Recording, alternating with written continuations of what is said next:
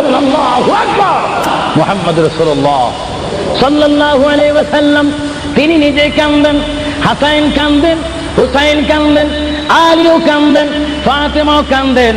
আজরাইল বলেন তিনি আজরাইলও কান্দা শুরু করেছেন। আমি পৃথিবীতে বহু মানুষের রূহ নিয়েছি, প্রাণ নিয়েছি, কিন্তু আমি মালাকুল মউত কোনোদিন কাঁদিনি। এখন আওলাদ রাসূলের অবস্থা থেকে যখন আজরাইলও কাঁদতেছেন, আল্লাহর প্রিয় নবী সাল্লাল্লাহু আলাইহি ওয়াসাল্লাম মা ফাতেমাকে ডাক দিলেন, হে আমার মেয়ে, তোমাকে আমি কত আদর করেছি, তোমার কোনো কথা আছে কিনা? মা ফাতেমা প্রশ্ন করলেন, ইয়া রাসূলুল্লাহ, আপনি তো দুনিয়া থেকে চলে যাবেন, দুনিয়া থেকে চলে যাওয়ার পরে এই জায়গাটার নাম হচ্ছে কবর, কবরের পরে একটা জায়গা হবে হাসর। এই হাসরের ময়দানে কোটি কোটি উম্মত, মা ব্যতীত, বাবা ব্যতীত, আত্মীয় স্বজন ব্যতীত অসহায় হয়ে মানুষ নফসি নফসি করবে, মানুষ নিজের ঘামে নিজেরা সাঁতার কাটবে। ইয়া রাসূলুল্লাহ, ওই বিশাল 12 সূর্যের চাপ মাথার উপরে থাকবে, ওই কঠিন মুসিবতের সময় আমরা আপনাকে কোথায় পাবো? আল্লাহর নবী কেঁদে কেঁদে বলেন, এ ফাতেমা, আমি তোমাকে জানিয়ে দিলাম, হাসরের ময়দানে তোমরা আমাকে একটি জায়গায় পাবে, যে জায়গার নাম হচ্ছে মিজান, যেখানে আমার উম্মতের নেক এবং বদি ওজন হবে।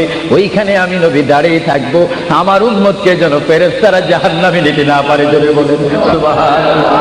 আল্লাহর প্যারা নবী কেঁদে কেঁদে বলেন, ফাতেমা, আমাকে তুমি মিজান পাল্লাতে পাবে।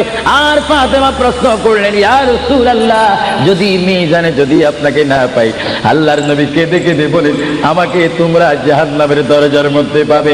ইয়া রাসূলুল্লাহ, সেখানে যদি না পাই ফুলসরাতের গোড়ার মধ্যে পাবে। ইয়া রাসূলুল্লাহ, সেইখানে যদি না পাই হাউজে কাউসারের কিনারায় পাবে। মা ফাতেমা কেঁদে কেঁদে বলেন, বাবা গো, ইয়া রাসূলুল্লাহ, এতে টাইমে যদি 4টি জায়গার মধ্যে যদি আপনার উম্মত মুসিবতের মধ্যে পড়ে যায়, আপনার একা পক্ষে কিভাবে সম্ভব হবে তাদেরকে রক্ষা করার জন্য?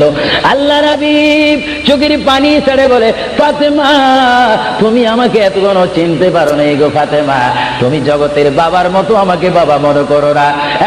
ফাতেমা, আকাশে যখন বৃষ্টি হয়, ওই বৃষ্টি পড়ার আগে আকাশে বিজলি মারে ঝিলিক মিলিক করে। ফাতেমা, আমার উম্মত গুনাহগারকে আমি রক্ষা করার জন্য বৃষ্টির মতো হাসরের ময়দানে দৌড়াদৌড়ি করব, একটা উম্মত তো আমি জাহান্নামে যাইতে দেব না। করে বলেন সুবহানাল্লাহ। আল্লাহর প্রিয় নবী, দু জাহানের বাদশা নবী মুহাম্মদুর রাসূলুল্লাহ সাল্লাল্লাহু আলাইহি ওয়াসাল্লাম তিনি কেমন